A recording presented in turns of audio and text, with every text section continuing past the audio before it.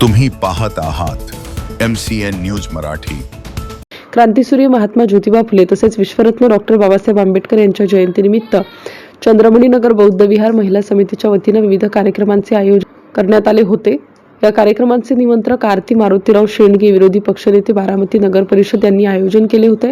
मोफत रक्त तपासणी, सुप्रसिद्ध बुधराणी हॉस्पिटल यांचे मोफत मोतीबिंदू निदान तसेच नेत्र तपासणी शिबिर, दंत तपासणी, ECG, आरोग्य तपासणी शिबिर व युगेंद्रदादा पवार यांच्या प्रमुख उपस्थितीत स्नेहभोजनाचा कार्यक्रम आयोजित केला होता।